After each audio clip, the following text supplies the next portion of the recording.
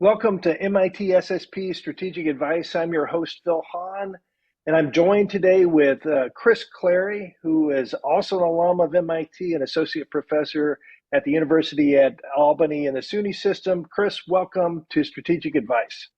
Thanks so much. Sure. I'm glad to have you today. I know you're a busy person. So let's first off, a disclaimer. The views expressed today are our own and not those of our individual institutions. And the subject today is in this season 2 of Strategic Advice, where we're focused on graduate students who have caught the bus or caught the car, right? You've gotten that offer and you're about to take a job, and now all the things that go along with it of being a brand new tenured assistant professor. And today's topic is syllabus creation and reading selection. And so, Chris, I'm going to go ahead and hand it over to you to provide whatever advice you have for these lucky new assistant hires. Great, Phil. Syllabus creation is something that is hard to learn completely vicariously. I think, as with other elements of teaching, you're going to have to go through some trial and error that will help you hone these documents. But this is especially true for syllabus creation and reading selection, because unlike research, where you will have practiced that quite a bit during your graduate studies, your syllabus creation practice will be often quite limited, especially for top flight research institutions, where PhD students may rarely have been instructor of record prior to their first tenure stream job. So many people are going to be putting together their first real syllabus on the first day of their first course, or in preparation for that first day, which is very different than the experience of for the research side, and also quite different, I found, from what you learn being a teaching assistant, where you're working underneath somebody else's syllabus. That is a helpful process of learning the guild craft, but ultimately, to become a master in the guild, you have to do it yourself for a while, and you'll probably mess up in the process many times. So at some level, the syllabus, there's something dissatisfying about the product you'll produce, because this is the product in the classroom that your higher administration may pay the most attention to of anything you do. In addition to evaluations and perhaps having teaching observations, it is very common at institutions to collect every syllabus for review. And since they have this, right, seeing like an administrator means if you possess something, then you can try to tweak it. That's what administrators love to do all day. So they have lots of boilerplate language to throw in. And if you have some clean aesthetic idea of what an optimal syllabus is, that's going to ultimately have to be discarded, because there's going to be a lot of boilerplate added to the syllabus. How many credit hours are there? Where does it meet? Where is your office hours? What is the description of the course that appears in the undergraduate bulletin? What are the accommodation processes like for people that have a disability on file? All of that information will have to go somewhere there. Where do you draw the difference between an A and a B? Is it 93% or is it 92.9%? All of that, your higher administrators typically will have some process to review and wrap you on the knuckles for if there's some omitted language.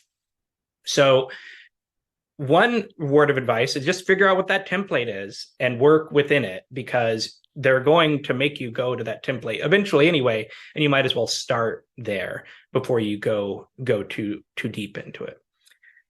The other thing that you'll be trading off with the syllabus is how much new and optimal reading will you want to assign for the course versus reading that you have a lot of experience with, either experience from your own research or experience from having taught it before. And for most professors that are still trying to stay active, it's going to be a mix. And I would encourage you to add new readings, but to think about, well, am I adding all the readings in the latter third of the semester? Because then every class prep for that latter third of the semester is going to be more intense. So it may be good to intersperse those new readings across. Every professor that's on the tenure track is also trying to trade off lots of other commitments, right? With research being the thing most likely to lead to failure at the tenure point, that is what is prioritized. But professors also want to do an adequate job of giving new research, especially new research from diverse voices, to their students. And that means they're going to be trying to add things to the syllabus. And it is just the case that many faculty, and I certainly have been guilty of this myself, will assign a reading on the syllabus based on their quick skim prior to the semester. And then they read it closely only as they're getting prepared for that class. And what happens is sometimes that's not a great reading.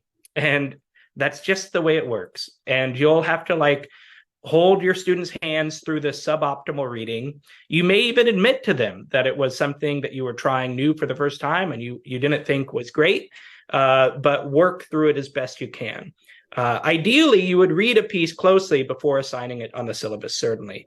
But many faculty, as they're triaging life, say to themselves, hey, how do I stay conversant across my vast subfield? And the only forcing mechanism they can think of is put it on the syllabus.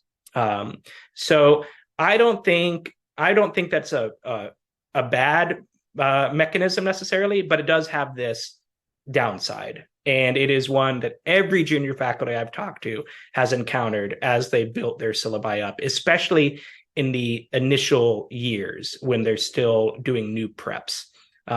As you teach something a few times, then you have the luxury of only adding a few things to replace things that have become out of date, or to capture new topics that are really of interest to the students, or important new works that you've identified. So that as you get deeper into your career, this will become less of a problem, and it will become more of a problem earlier in the career. Yeah, Chris, I can't help but jump in here because this topic, and as an administrator, I have to admit, you're right. The boilerplate comes in, but a lot of times you can think of that as required, but also there to protect, because the syllabus actually is a legal document that is there, and a lot of administration is trying to protect faculty going forward. A couple of things that you said are just spot on. One is to think about the syllabus not as a one-time done deal, but the first time you create a syllabus, you're going to take feedback from your own input and student input and mature the syllabus. So I used to always say it takes about 3 times before a course is what I would call matured. And the other is between undergraduate and graduate. With graduate courses, I'm very open in terms of mentorship of here's my syllabus, here's where we are. We've added this reading. What do you think of this new reading? Last term or last year, students suggested something new. And the other thing we tend to do is only give our students the very best readings. But graduate students need to understand that there's a lot of trash out there, and sometimes it's not bad to be exposed to trash. Anyway, let me get back to you because this subject is so fascinating. Yeah, I think one thing, just to maybe foot stomp something you said, one thing you have to figure out as a professor on the pedagogy side is how can you give useful information to your future self. In the semester, again, you're triaging service commitments, research, and teaching.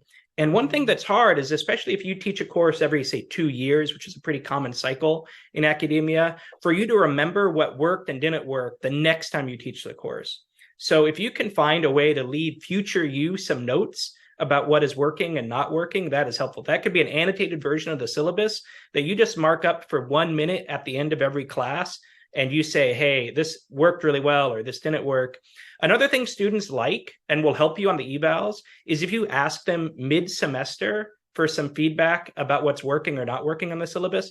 That suggests to them that you're a thinking, introspective professor, and they are going to be, I think, 9 times out of 10, more kind to you on the official university evals if you ask informally for what types of assignments do you like? What types of readings do you like? What's too much reading? What reading was your most favorite? What reading was your least favorite? And most of that will not be a question that's on the university overseen evaluations. And so if you do some personalized thing, that will help you as you build the syllabus. And they may say a reading that you think is really important is their least favorite. That's fine. You can go in knowing that this reading is important to the field, but you're going to have to put some sugar with that medicine to make it go down. Or if it's not that important of a reading, you may decide to throw it out and replace it with something that's more palatable to the students.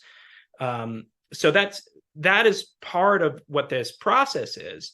And I have found that it is often not the case to do one really long reading from one person, especially for undergrads, because it's rare for them to go through, especially in the latter pages of that reading, at the level of depth necessary to talk. Let's say you have a 3-hour course in a row.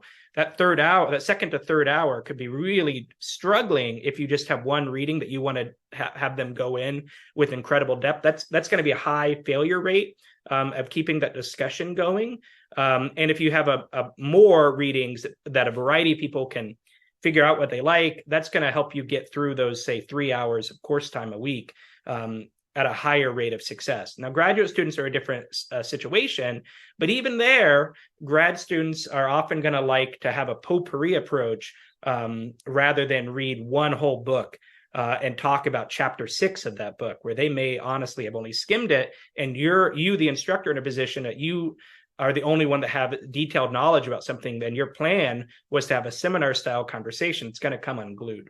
So you should think about ways to deal with that. And one thing that most instructors do is, if it does seem like it's coming unglued on a reading, to either have passages that you can introspect together, so you're kind of helping them do the reading, or to break them into groups to look at a section of it closely, and then those groups can report back. I mean, there are a variety of ways that you can get them to closely examine the text in an organized fashion, even if the ideal of them doing so outside of the classroom isn't taking place.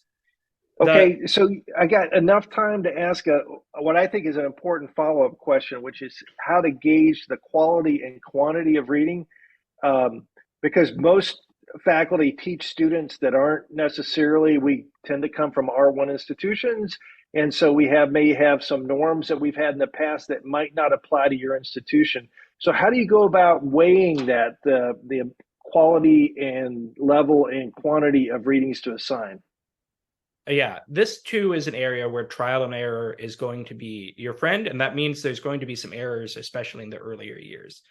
I think it is often shocking to faculty how much variation there is within an institution in the amount of assigned reading. That is even within the same subfield. But if you were to ask colleagues in adjacent social sciences, sociology, psychology, it just varies enormously. And some people have very little assigned reading, maybe just very short in a week, and then other people may assign hundreds of pages, and then some faculty may assign hundreds and not expect anyone to read it, and other people may assign it and expect. So I think it is good to have a conversation with your peers. In general, I think we as junior faculty, and maybe throughout tenure stream, are not talking to our peers as much about what they do. How much do they assign? How much are the students reading, do they think? And that will help you, because the students at your institution, their dominant experience will be your other faculty peers. And even if you're doing some platonic ideal of the right amount of reading, if none of your other peers are doing so, if they're doing less especially, then the students are going to wallop you on it. Unless you really explain to them that there's a reason that you have this sort of deviation. So I personally try to get it so the median student is doing most of the reading, because I think that leads to a more productive lecture and seminar, because I like to have questions and answer rather than broadcast style teaching. And so if the median student is not able to answer most questions, then it makes that seminar conversation very difficult, and it makes those questions and answers very difficult. But you'll have to figure that out based on the norms of the student body wherever you are, and it is an area of wide variance. Okay, I got just enough time for a quick answer to a question which you brought up earlier about the syllabus and you being, as a faculty member of the administration, looking at that. What's your view of using and adapting other syllabus from other people, like building on the what's your viewpoint in terms of originality of syllabus? Well, with all things, you should make sure that the originator is aware of whatever you're doing. But people, there is an active community on various social media and other fora of sharing syllabi. People like to give it out as a way to show what they're doing, and you should look at those syllabi to see, well, what reading did they have on this? If you're teaching a course on international conflict, what are people assigning? Oh, this isn't a reading I've ever assigned before. Maybe I should look into it. You can, if you know the person, even if you're only acquainted, you can say, is this working for you in the classroom? Have you taught it before? People are actually happy to provide, when you have a targeted question that people can respond to in just a few sentences, people like to know that they're providing value to the community. And they like that feedback that their syllabus was useful to you. And I think you should ask your cohort, as well as the cohorts above you that personally. You should feel free to ask them for help as you're building a syllabus. And people are going to provide that. And you should tell them that you're like, oh, I'm going to borrow this, I'm going to borrow that. This is really helpful. It's not a situation where you need to footnote somebody else's syllabus, but as long as that originator is aware of what you're doing, they are often quite happy. And there's no need to reinvent the wheel here.